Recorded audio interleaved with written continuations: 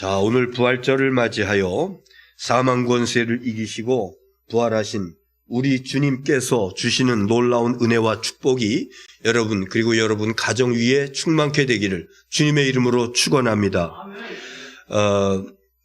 그 유명한 시인 김춘수라고 하는 분이 계세요. 오래전의 시인이신데 그분의 대표작 꽃이라고 하는 것이 있습니다. 그 첫 부분만을 제가 좀 낭독해 드릴게요. 내가 그의 이름을 불러주기 전에는 그는 다만 하나의 몸짓에 지나지 않았다. 내가 그의 이름을 불러주었을 때 그는 나에게로 와서 꽃이 되었다. 중략. 내가 그의 이름을 불러주었을 때 그는 비로소 나에게 다가와서 꽃이 되었다고. 이름을 불러주기 전에는 그냥 사물이었습니다. 그러나 내가 그의 이름을 불러줘요. 그러면은 그 의미가 부여되는 것이고 또 우리 사람들끼리도 누군가에게 이름을 불러줄 적에 그 이름을 불러준 그 관계성, 이것은 끝까지 가는 것입니다. 특별한 의미를 갖는 대상으로 남게 되는 것입니다. 그래서 여러분 할 수 있으면은 이름을 많이 불러주세요. 여성분들에게는 되게 누구 엄마, 또 옛날에는 그 고향을 이렇게 붙여가지고 뭐 군산댁, 뭐 전주댁, 뭐 이런 식으로 불렀는데 요즘은 안 그렇습니다. 그래서 연세가 많이 드셨더라도 이름을 불러주면서 그래서 좋은 관계들이 특별한 의미 있는 관계성들이 이어질 수 있게 되기를 간절히 바랍니다. 오늘 본문에 등장하는 한 여인이 있는데 왜 제가 김춘수의 시라고 하는 이 시를 말씀드렸는가 하니 예수님께서 부활하신 다음에 제일 처음으로 만나 주신 사람이 있으니 한 여인이었고 만나 주셨을 뿐만 아니라 그 여인의 이름을 불러주셨어요. 부활하시고 나서 처음으로 마리아야. 그 마리아가 어떤 마리아인가 하니 다 같이 막달라 마리아. 막달라 마리아. 부활하신 예수님을 가장 먼저 배웠고 그리고 주님으로부터 주님께서 이름을 불러주시는 그 영광스러운 그 놀라운 은혜와 축복을 받게 되었다. 그녀가 어떤 여인이었기에 이런 은혜를 입게 되었나? 여러분 마리아라고 하는 것은요 이스라엘에서 흔한 이름입니다. 우리나라에도 요즘은 잘 모르겠는데 옛날에 이제 초등학교 다닐 때 보면은 같은 반에 무슨 자자 들어가는 여자 이름이 참 많이 있어요. 그 자자는 아들 자자인데 여성 자녀에다가 뭐 영자, 뭐 순자, 미자 뭐 이러면서 자자를 많이 비슷한 이름, 똑같은 이름도 많이 있어요. 성경에도 마리아 여러 명입니다. 우리가 잘 아는 여러분 마리아 누굽니까? 우리가 잘 아는 사람. 예수님과 관계 있는 분. 예수님의 어머니 요셉과 마리아 아열짝의 마리아예요. 또 몇 주 전에 성서일교에 따라서 제가 설교 말씀드렸습니다. 죽었다가 살아난 사람 나사로의 동생, 작은 동생 이름이 뭐예요? 마리아입니다. 오늘 등장하는 마리아는 다른 마리아, 막달라 마리아입니다. 야고보의 어머니도 마리아. 그 밖에도 여러 명의 마리아라고 하는 이름이 등장을 하고 있는데 이 막달라 마리아는 누가복음 8장에 있는 말씀 보면은요 귀신이 들렸는데 7 귀신 들렸습니다. 여러분 귀신 들려본 적도 있는 사람도 있고 주위에서 귀신 들린 것을 본 사람들도 있고 저는 귀신 들린 사람들을 여러 번 봤어요. 많이 봤어요. 특히 저 어렸을 적에는 고향교회에서 그 교회가 부흥하려니까 이 사람에게 들어갔던 귀신이 쫓겨 도망가면서 옆집 사람한테로 가고 안 믿는 사람한테. 그러면 그가 어떻게 교회 나와야 되잖아요. 그래서 교회 나오면은 또 성도들이 같이 모여서 기도하고 찬송하고 막 철야하고 막 이러면 그럼 또 나가요. 어디로 가? 옆집 사람. 그래요. 동네 한 바퀴 다 돌았어요. 그래서 교회가 있는 동네는요 거의 예수 믿는 동네로 바뀌어버리고 교회가 막 성장했던 그런 때가 있었습니다. 그런데 그 귀신 들린 사람의 모습을 보니까는요 횡설수설해요. 눈동자가 가만히 있질 못해요. 왔다 갔다 굉장히 불안하고, 그리고 괴력이 생겨, 괴력. 아주 감당할 수 없는 그런 힘이. 그래서 여성분인데도 기도하고 안수하고 그럴 적에 남자들이 손과 발을 꽉 붙잡았는데도 막 뛰치고 일어나기도 하고 막 그런 경우들도 있습니다. 그리고 사람이 피폐해져, 정상적인 사람들과 교제를 할 수 없기 때문에 피폐해져 가고 완전히 그냥 인생이 망가져 버리는 그런 것을 보게 됩니다. 그런데 그냥 귀신도 아니고 몇 마리의 귀신이? 7 귀신이 들렸다고요. 그래서 완전히 폐인이 되다시피 했는데 마침 예수님을 만난 거예요. 그래서 예수님께서 그에게 귀신을 쫓아내 주십니다. 그때서부터 이 여인은 예수님을 따라다니는 거예요. 예수님의 12제자, 아주 12명의 예수님까지 13명이 한 공동체 생활을 하면서 다니면서 먹는 거, 또 여러 가지의 것들, 얼마나 일들이 많아요. 성경에 보면 누가복음에 있는 말씀 보면은 이 막달라 마리아는 그 이후로 그 예수님의 제자들을 따라다니면서 또 자기의 소유를 처분하고 팔아서 생활비를 조달을 하고 이런 일을 하면서 평생 주님을 따라다녔던 그가 바로 막달라 마리아라고 하는 사람인 것입니다. 여러분, 그런데요, 어느 날 그것도 잠깐 나에게서 7 귀신을 쫓아내 주신 주님 얼마나 귀한지, 얼마나 존경스러운지, 그래서 자기의 모든 것을 다 버려두고 그리고 예수님을 따라다니면서 하나님 나라의 복음을 전파하는 사역에 쓰임받았었는데, 그런데 어느 날 이것도 끝나고 말았어요. 그 사랑하는 예수님이 붙잡혀 가서 모진 고초를 당하시고 십자가 위에서 달려 돌아가십니다.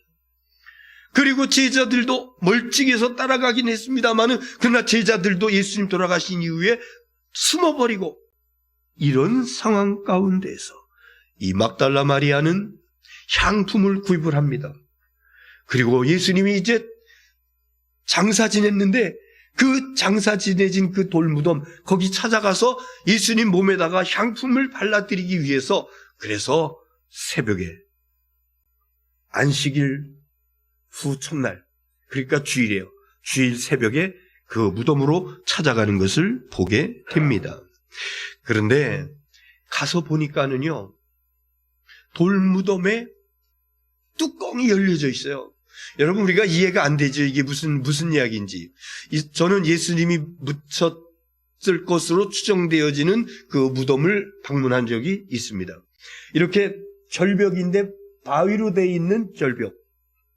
거기에 돌을 긁어내요.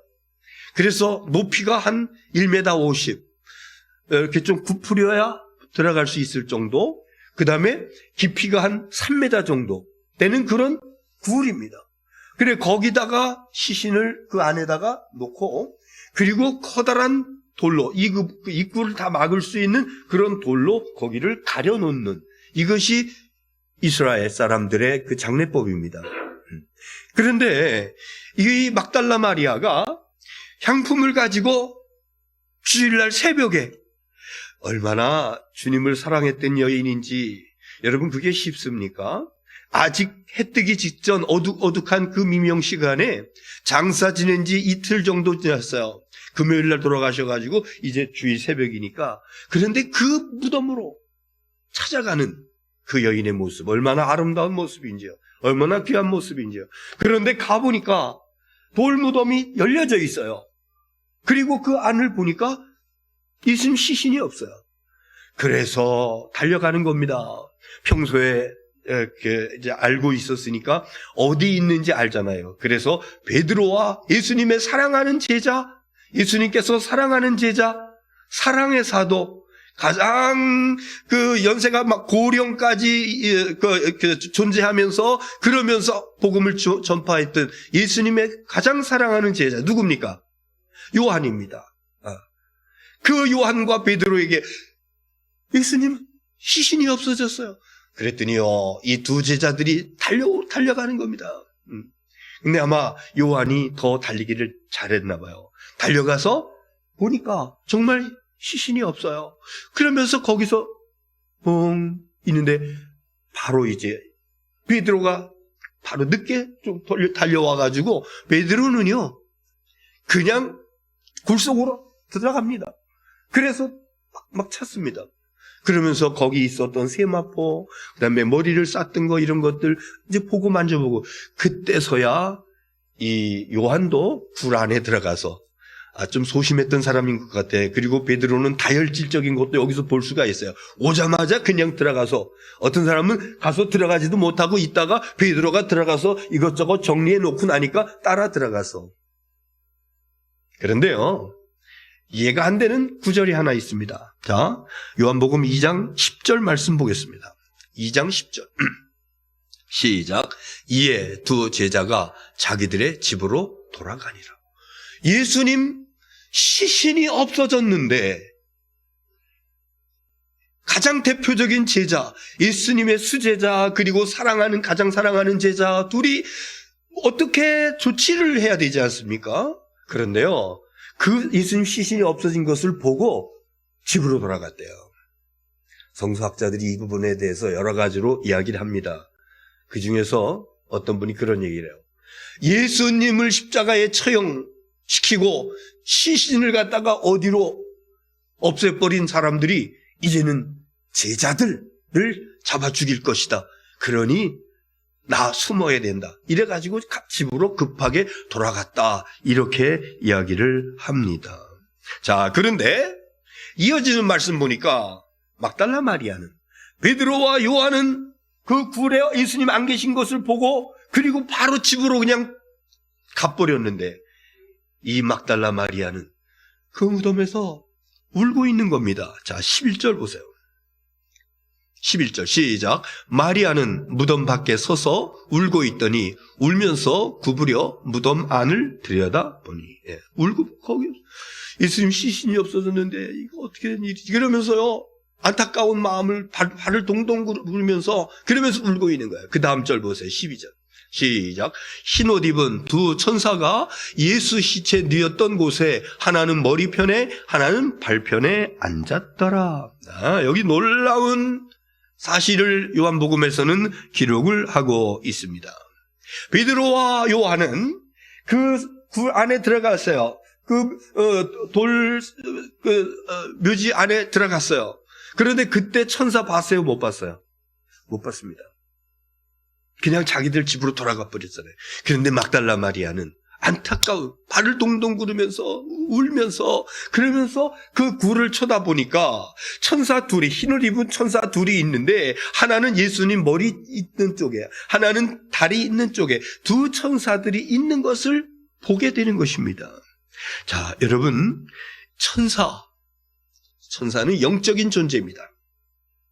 어떤 사람에게는 보여지기도 하고 어떤 사람에게는 보여지지 않기도 하고, 히브리서에 있는 말씀 보면은 천사는 하나님의 부리는 영으로 하나님의 자녀들을, 후사들을 도우라고 하나님께서 보내주신 영, 이게 천사라 이렇게 말씀하고 있습니다.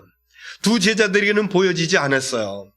그러나 막달라 마리아에게만 보였습니다. 여러분, 우리가 예배 드리는 이 시간에도 하나님께서 오늘 이 부활절 예배에 보내주신 이 자리에 하나님께서 보내주신 천사가 함께 있는 줄로 믿으시기를 바랍니다. 지금 우리는 천사가 우리의 예배를 돕고 있어요. 그리고 어느 순간에 우리가 기도할 때에 그 기도가, 처음에는 내가 내 의지를 가지고 기도하지만은 기도 속에 한참 들어갔다 보면은 마음이 뜨거워지고 때로는 눈물이 흘려지기도 하고 내가 알지 못하는 그런 현상들이 나타나기도 하고, 성령께서 역사하시지만은 뿐만 아니라 하나님께서 보내주신 천사들을 통해서도 이렇게 돕는 일들을 우리 가운데 나타나게 되는 줄로 믿습니다. 우리가 약한 기운 가운데 있었는데 어느 순간에 힘이 쫙 와요. 찬송이 뜨거워지고 기쁨이 솟아나고, 나중에 그 간증 얘기 말씀드리겠습니다마는 슬픔과 비탄 속에 빠져 있었어요. 그것이 싹 사라져버리고 기쁨이 딱 몰려오면서 찬송에 터지는 이런 놀라운 역사들, 천사들에 의해서, 성령께서 아니면은 천사들에 의해서 이런 놀라운 돕는 역사들을 하나님께서 우리에게 허락해 주시는 줄 믿으시기 바랍니다. 저는 신방, 특히 이제 병원 신방할 적에 가끔씩 그런 것을 느껴요. 이 병상을 천사가 와서 이렇게 지키고 있는 것을. 그리고 저는 그런 기도를 꼭 합니다. 하나님 천군 천사들을 보내주셔서 전후 좌우를 지켜주시고 문문이 지켜주시고 악한 영들은 임하지 못하도록 막아주시옵소서. 천군 천사들이 여러분의 병상을 지켜주고, 그래서 악한 것들이 감히 범접하지 못하고 완쾌되어지는 이 놀라운 역사가 우리 가운데 있어지기를 주의 이름으로 축원합니다. 막달라 마리아가 예수님을 뜨겁게 사랑하면서, 그러면서 평생을 주님을 따라다니면서 수고하고 봉사했던 여인인데, 예수님 돌아가시고 난 다음에도, 그리고 주일날 새벽에 그 묘지에 찾아가서 제자들은 바로 집으로 떠나갔지만은, 그러나 거기서 안타까운 마음을 가지고 슬퍼하면서 울고 있을 그쪽에 하나님께서 천사를 만나는 은혜와 복을 허락하신 것과 마찬가지로 저와 여러분에게도 믿음으로 예배하다가 하나님께서 보내주신 천사를 보는 영안이 열려지시게 되기를 주의 이름으로 축원합니다. 다시 본문으로 가서요, 이제 천사가 있는 것을 보는데 천사가 말을 해요. 15절 말씀 보겠습니다. 시작.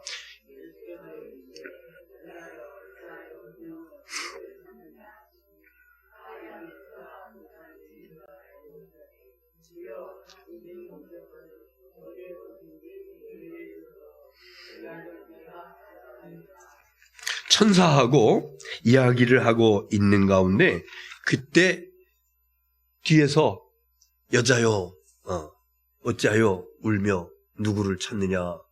그래서 마리아는 천사는 여기 있고 자기하고 대화를 나눴고, 뒤에서 누가 그런 이야기를 하니까 동산지기인 줄 알았대요. 동산지기인 줄 알았답니다.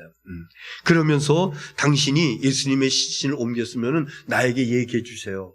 내가 예수님 시신 모셔가겠습니다. 이런 얘기를 하는 거야. 그때 16절 시작. 예수께서 마리아야 하시거늘 마리아.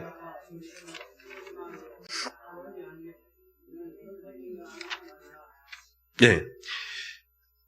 예수님께서 마리아야.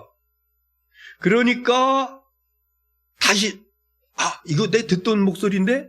그러면서 라보니, 오라보니가 아니고 라보니, 그게 이제 히브리 말로 선생님이라고 하는 그런 뜻이라 그랬어요. 그러니까 얼마나 반가웠든지 돌아서서 선생님 이러면서 막 이제 이렇게 붙잡으려고, 붙잡지 마라 내가 아직, 이러면서 이제 주님께서 붙잡지 말라고 하는 그런 말씀을 하시죠. 네, 여러분, 부활하신 주님께서 최초로 만나 주셨을 뿐만 아니라 최초로 이름을 불러주셨던, 마리아야 이름을 불러주셨던 이 놀라운 막달라 마리아, 그녀가 그 무덤 앞에서 울고 있을 때에, 그때에도 부활하신 예수님은 거기 계셨어요. 보이지는 아니했지만은 거기 계셨어요. 여러분이 살아가면서 고통받을 때, 우리가 살아가면서 힘들고 어려울 적에, 여러 가지 이유로 인해서 낙심될 때, 그때도 부활하신 주님은 여러분 곁에 계신 줄을 믿으시기 바랍니다. 오늘 부활절 아침에 여러분 개인 가정에서 예배하는 여러분들에게도 우리 주님께서 직접 이름을 불러주시는 놀라운 은혜와 축복이 임하게 되기를 주의 이름으로 축원합니다. 네. 그런데요, 예수님께서 저와 여러분을 실제로 불러주셨어요. 주님께서 부르시지 않으면 누구도 예수님 앞에 올 수가 없어요. 예수님께서 부르지 않으면 누구도 예수 믿을 수가 없어요. 그래서 예수 믿는 사람들은 다 주님께서 불러주신 사람들이고, 주님의 부르심에 아멘하고 응답하고 나온 사람들이고, 그래서 예수 십자가의 보혈로 죄시킴 받고 하나님의 자녀가 되고 천국 백성이 된 사람들이 바로 예배하는 저와 여러분인 줄을 믿으시기를 바랍니다. 이사야 49장에 보면 이런 말씀이 있어요. 15절 시작. 여인이 어찌 그 젖먹는 자식을 잊겠으며 자기 태에서 난 아들을 긍휼히 여기지 않겠느냐. 그들은 혹시 잊을지라도 나는 너를 잊지 아니할 것이라. 그 다음 절 16절 시작. 내가 너를 내 손바닥에 새겼고 너의 성벽이 항상 내 앞에 있나니. 네. 사람이 어찌 자기 자식을 잊겠느냐. 그러나 혹 자기 자식을 잇는 사람이 있다 할지라도 나는 절대로 내가 부른 내 백성들을 잊지 않을 것이다. 그리고 그 이름을 얻다가 내 손에다가 새겼다고 그랬습니다. 그래서 저와 여러분의 이름, 우리 주님으로부터 부름받아 하나님의 자녀가 된 저와 여러분, 우리 주님의 손에 여러분의 이름이 기록되어 새겨진 줄 믿으시기를 바랍니다. 네.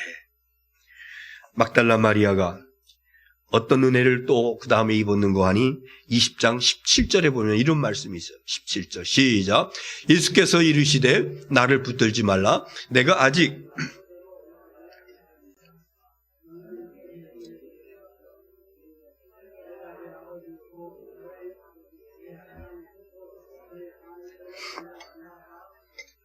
아멘. 예. 여기서 예수님께서 놀라운 말씀을 하시는데요. 네 번째 줄에요. 너는 내 형제들에게 가서 이르되, 내 형제들에게 가서 이르되, 내가 내 아버지 곧 너희 아버지, 내 하나님 곧 너희 하나님께로 올라간다 하라. 자, 그 다음 절 보세요. 18절. 시작. 막달라 마리아가 가서 제자에게 내가 주를 보았다 하고 또 주께서 자기에게 이렇게 말씀하셨다 하니라. 네. 막달라 마리아가 받은 은혜는요, 예수님께서 너 이 말을 가서 전해, 이런 그 분부의 그런 그 말씀도 받고, 그리고 그 말씀에 순종해서 제자들에게 가서 내가 예수님을 보았어, 예수님을 만났어, 부활하신 예수님을 만났어. 그리고 예수님께서 이런 말씀을 하셨어. 그러면서 주님께서 분부하신 것을 사람들에게 그대로 전파했다, 전달했다 라고 하는 메시지입니다. 오늘 지금 우리가 방금 봉독한 말씀이 이 오늘 본문 중에서 핵심되는 그러한 그 내용인데요. 주님을 부활하게 하신 하나님, 나의 하나님이 너희 하나님이고 나의 아버지가 너희 아버지고 라고 하는 말씀이 무슨 뜻이냐면요, 나를 부활하게 하신 하나님이 너희 하나님이야, 나를 부활하게 하신 아버지가 너희 아버지야, 너희도 부활하게 하신다. 하나님께서 나를 부활시켜 주신 하나님께서 이 백성들 너희들도 하나님께서 부활시켜 준다 라고 하는 사실을 전하라고 이렇게 말씀해 주고 있는 것입니다. 그래서요, 이 말씀은 우리들에게 예수님께서 내가 부활했듯이 나를 부활시켜 주신 하나님, 나를 부활시켜 주신 아버지, 그 하나님이 너희들도 부활시켜 줄 거야, 너희들도 부활할 거야, 그래서 부활의 신앙을 가지고 살아, 이런 그 메시지를 막달라 마리아를 통해서 제자들에게, 그리고 그 메시지를 전달받은 제자들은 또 다른 사람들에게 이 부활의 메시지를 전하게 된 줄로 믿습니다. 그래서요, 오늘 부활절을 맞이해서 우리들도 막달라 마리아가 받은 사명과 마찬가지로 예수님의 아버지가 나의 아버지, 예수님의 하나님이 나의 하나님, 예수님을 부활시키신 하나님이 나의 하나님이시기 때문에 나도 부활시키신다고 하는, 또 내 옆에 있는 우리의 이웃도 부활시킨다고 하는 이 부활의 메시지를 전파하는 우리가 될 수 있기를 간절히 바랍니다. 오늘 나가실 때 부활절 결안, 어느 성도님께서 결안 구입할 충분한 헌금을 지난 주일에 해주셨어요. 그래서 굉장히 많은 양의 그 부활란을 만들었습니다. 여러분들 가실 적에 개인이 가질 것은 그냥 하얀 봉다리에 싼 거 가지시고, 좀 칼라로 된, 비닐에 칼라로 된, 보기 좋은 그 봉다리에 싼 것은 이웃집 아니면은 가다가 누구에게든지 몇 개씩 가지고 가셔서 전달해 주시기를 바랍니다. 저는 오늘 어느 한 간증을 소개한다고 그랬죠. 제가 굉장히 존경하는 목사님 가운데 김준곤 목사님이라고 계셔요. 옛날에 제가 CCC 신학교 다닐 때 CCC 했습니다마는 그때 그분의 그 설교, 굉장히 그 감동적인 설교를 여러 번 들었었습니다. CCC 대학생 선교회라고 하는 그 총재였던 분이 계신데, 그분의 간증, 딸의 죽음 그 존재의 제로점에서 라고 하는 간증이 있는데, 이걸 간략하게 전달해 드리겠습니다. 29세의 딸이 이화여자대학교 불문과를 졸업을 하고, 그리고 이제 결혼을 했는데, 그 결혼한 그 사위가 경제학을 공부하기 위해서 미국으로 유학을 갑니다. 그리고 딸이 같이 동행을 해서 남편 공부한 학위를 따는 것을 이제 도와주고 있는 그런 때에 어느 날 그 통증이 굉장히 심해가지고 병원에 갔더니 신경성이라고 그러면서 신경성 안정제를 갖다가 주면서 이거 뭐 굉장히 여러 알씩을 먹었대요. 그런데 며칠을 지났는데 더 견딜 수 없는 통증이 이렇게 느껴졌답니다. 그래가지고 좀 큰 병원에 가서 이제 좀 세밀한 그런 그 진찰을 받습니다. 정밀검사를 받는 가운데서 위암 말기로 판정이 났습니다. 굉장한 어려운 고통을 겪게 됐죠. 그래서 이제 그 딸이 이제 돌아와서 투병을 하는데 수술도 할 수 없는 그런 상황이고 26kg까지 체중이 빠지면서 그런데 온몸을 그 바늘로 찌르는 것과 같은 그런 그 고통을 느끼면서 몸을 비틀면서 때로는 신음하고 이를 악물고 그런 딸을 참아 볼 수가 없을 정도였다고. 아버지 된 자로서 12번이나 내가 대신 저 딸의 아픔을 좀 가졌으면 좋겠다. 그런 생각도 해봤다고 그럽니다. 처음으로 그 김중건 목사님이 그 가혹한 고통을 당하고 있는 딸의 모습을 보면서 하나님께 대한 섭섭한 마음이 그때 처음 들었다고 그럽니다. 개나리꽃이 만발한 4월 어느 날 투병 중인 그 딸, 이제 뼈만 앙상하게 남아있는 26kg 정도뿐이 나가지 않는 그런 딸이 밑에 있는 여동생과 어렸을 적 이야기를 이제 서로 나누고 있다가 그 딸이 아버지를 바라보면서 얘기하더랍니다. 아빠, 나 살고 싶어요. 아마 동생하고 옛날 어렸을 적에 후장난하고 뭐 그런 거 얘기하다 보니까는 옛날이 굉장히 그리웠나 보죠. 살 길이 없을까요? 애원하는 듯한 그런 그 소리로 무슨 말을 해야 될지 먹먹해하고 있는데 그것을 이해하기라도 하듯이 그 딸이 기도를 하더랍니다. 주님, 만약 다시 살 기회를 한 번 더 주신다면 제가 어떤 삶을 살 것인지 주님은 잘 아십니다. 그러나 주님이 어떤 잔을 주시더라도 감사하고 찬송하며 마시게 해주세요. 주님의 뜻에 순종하고 싶습니다. 제 고통과 눈물이 기도가 되고 찬송이 되게 해주세요. 세상을 떠나기 바로 전날 딸은 모처럼 평안한 그런 잠을 잘 자고 일어났으면서 맑고 평화로운 눈동자로 가족 한 사람들을 응시하면서 마치 고맙다는 듯한 그런 그 인사를 했다고, 그리고 그 다음날 세상을 떠났다고 하는 것입니다. 김 목사님은 가끔 꿈에 그 딸이 나타난대요. 그러면서 밝은 목소리로 아빠, 이제는 걱정 마, 다 나았어, 이렇게 인사를 하더랍니다. 근데 그 꿈을 깨고 나면은 이게 얼마나 허전하고 얼마나 슬픈지, 그래서 날이 밝을 때까지 베갯잇을 적시면서 있었던 그런 날들이 많이 있었다라고 합니다. 그러던 어느 날 기적 같은 일이 일어나는데요. 내 안 깊은 곳에서 가늘고 작은 목소리로 찬송이 터져 나왔다. 김 목사님은 그것을 내게 찬송의 영이 임했다고 그래요.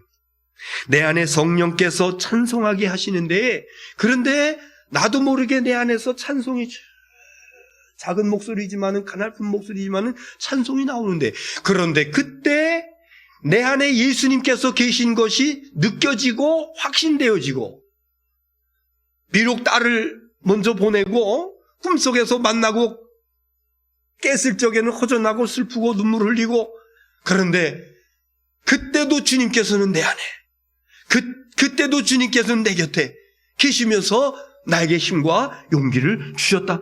그날 이후로 이 목사님은 세상의 욕심을 다 버리고 마음이 가난해졌다고, 가난해짐으로 풍요로워졌다고, 그리고 한없이 자유로워졌다고 이렇게 고백을 하고 있습니다. 지금 그 딸은 고통과 슬픔에서 벗어나 찬란하고 황홀한 주님 곁에서 천사들의 찬송, 또 먼저 간 성도들의 부르는 그 찬송을 같이 하면서 그러면서 안식과 희락과 사랑과 행복을 누리며 있을 것이라고. 후일 내 생명이 끝나 나도 주님 앞에 안기는 그날 내 먼저 간 딸은 꽃다발을 가지고 나에게 안겨줄 것이다. 나는 이 확신을 가지고 살아간다. 이제 간증의 말미를 이렇게 고백을 하고 있습니다. 여러분, 죽는다고 하는 것이 모든 것이 끝나는 것이라고 생각하는 사람들이 있습니다.